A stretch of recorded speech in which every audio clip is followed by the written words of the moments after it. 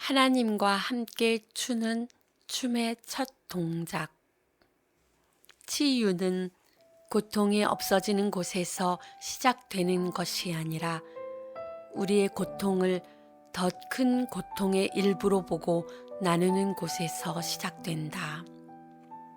그러므로 치유의 첫 작업은 우리의 많은 고통과 아픔을 고립 상태에서 끄집어내 악한 마귀와의 큰 싸움의 한복판에 두는 것이다.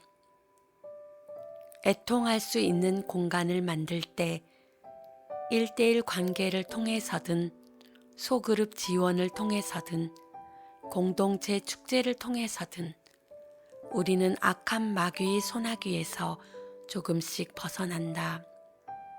그리고 우리를 애통으로 부르신 그 성령께서 우리를 또한 하나님과의 춤의 첫 동작으로 이끄신다는 사실을 슬픔의 한복판에서 깨닫는다.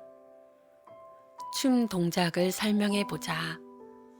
잠시 내가 댄스 교사라 하자. 첫 동작은 용서다. 아주 어려운 동작이다.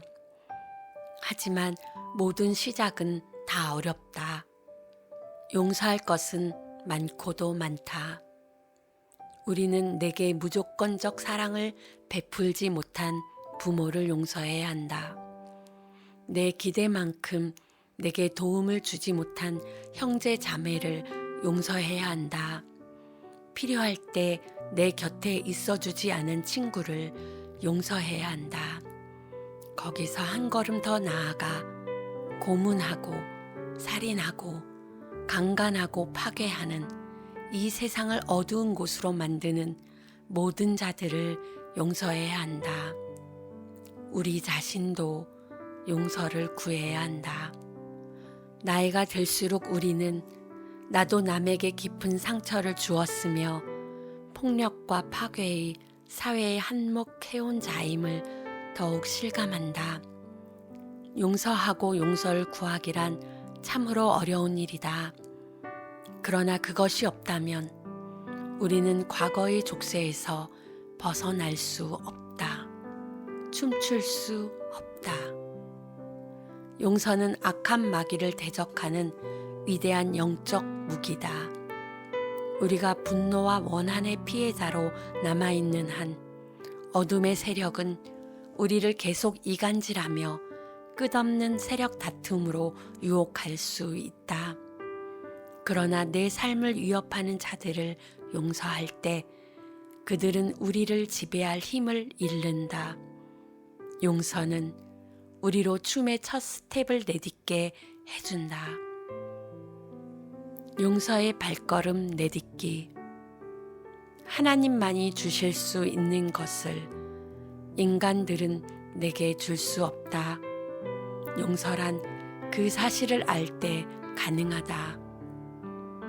나를 사랑하는 자라 부르시는 그 음성을 들은 자, 온전한 연합의 선물을 받아들인 자, 먼저 베푸신 그분의 무조건적인 사랑을 받아 누리는 자라면 하나님만이 주실 수 있는 사랑을 자신이 얼마나 사람들에게 요구했는지 금세 알 수 있다.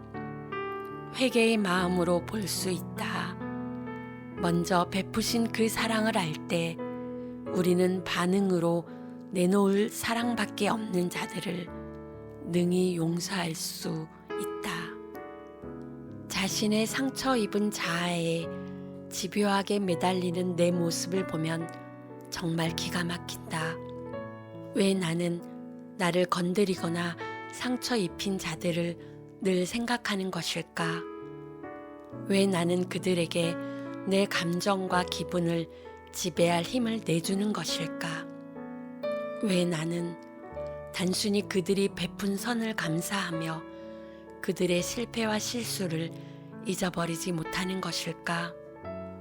분노와 원한과 상처를 품어야만 인생의 내 자리를 찾을 수 있기라도 하다는 듯 말이다.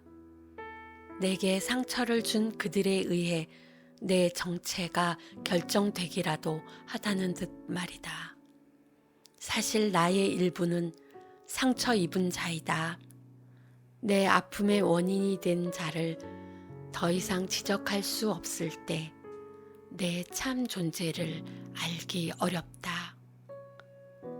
자신의 고통을 이해하는 것은 중요한 일이다. 내 정신적, 정서적 고뇌의 기원을 찾으려면 타인의 행동과 거기에 대한 내 반응이 내 생각과 기분과 행동 방식에 얼마나 큰 영향을 미쳤는지 꼭 알아야 할 때가 있다. 무엇보다도 우리를 자유케 하는 깨달음은 내가 더 이상 과거의 피해자가 될 필요가 없이 새로운 반응 방식을 배울 수 있다는 사실이다. 그러나 삶의 이력을 파악하고 인식하는 것 이상의 걸음이 있다. 미래의 삶의 방식을 선택하는 것보다도 더 중요한 걸음이 있다. 한 인간이 취할 수 있는 가장 위대한 걸음이다. 바로 용서라는 발걸음이다. 용서란 사랑이 서툰 자들 사이에서 행해지는 사랑의 이름이다. 우리는 모두 사랑에 서툴다. 틀림없는 사실이다. 남에게 상처를 주면서 그것조차 모를 때도 있다. 우리는 매일 매시간 끊임없이 용서하고 용서받아야 한다. 그것이야말로 인간 가족이라는 약자들의 교제 속에서 이루어지는 위대한 사랑의 작업이다. 우리를 사랑하는 자라 부르시는 음성은 자유의 음성이다. 보상으로 아무것도 바라지 않으면서 사랑할 수 있는 자유를 우리에게 주기 때문이다. 이것은 자기 희생이나 자기 부인이나 자기 비하와 아무 상관이 없다. 오히려 내게 값없이 베푸신 풍성한 사랑과 전적으로 상관이 있다. 그 사랑으로 나도 값없이 주고 싶어진다. 원수를 위한 기도.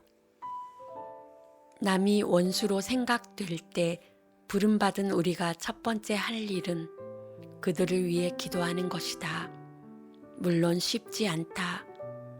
거기에는 나를 미워하는 이들이나 내가 적대감을 품고 있는 이들을 내 마음속 내밀한 중심으로 들여놓는 훈련이 필요하다. 우리 삶을 고달프게 만들고 우리에게 좌절과 고통의 해를 입히는 자들이야말로 우리 심중에 자리를 차지하기가 극히 어렵다. 그러나 우리가 적에 대해 노심초사하는 마음을 떨치고 자신을 괴롭히는 이들의 외침을 기꺼이 들으려 할 때마다 그들도 우리 눈에 형제 자매로 보일 것이다. 그러므로 원수를 위한 기도는 현실적인 일이요 화해의 사건이다. 원수를 하나님의 임재 안에 들어 올려 드리면서 동시에 계속 미워한다는 것은 불가능한 일이다. 기도하면 적도 친구로 바뀐다. 그런 면에서 기도는 새로운 관계의 시작이다. 원수를 위한 기도보다 더 강한 기도는 없을 것이다. 그러나 그것은 가장 어려운 기도이기도 하다. 우리의 본능에 가장 어긋나기 때문이다. 일부 성인들이 원수를 위한 기도를 거룩함의 핵심 기준으로 보는 것도 그 때문이다. 하나님의 사랑을 배우고 싶다면 원수를 위해 기도하는 것으로 시작해야 한다. 말처럼 쉽지 않은 일이다. 남을 위해 기도한다는 것은 그 사람이 가장 잘 되기를 빈다는 뜻이다. 내 험담을 하고 다니는 반 친구, 너 아닌 다른 사람한테 더 매력을 느끼는 여학생, 자질구레한 귀찮은 일들을 죄다 너한테 떠넘기는 친구, 취직 경쟁 상대 등 이런 사람들이 잘 되기를 빈다는 것은 아주 힘든 일이다. 그러나 원수를 위해 기도할 때마다, 진심으로 기도할 때마다 너는 마음이 새로워지는 것을 느낄 것이다. 기도를 통해 원수도 사실은 너와 똑같이 하나님께 사랑받는 동료 인간임을 금방 깨닫게 된다. 그 결과 네가 저 사람과 나, 우리와 저들, 우리 편과 반대편 사이에 쳤던 벽이 사라진다. 마음이 갈수록 깊어지고 넓어져 하나님이 이 땅에 살게 하신 모든 이들에게로 점점 활짝 열리는 것이다. 원수를 위해 기도하는 것보다 구체적인 사랑의 길을 나로서는 생각하기 어렵다. 원수를 위해 기도하면 한 가지 불변의 사실을 깨닫는다.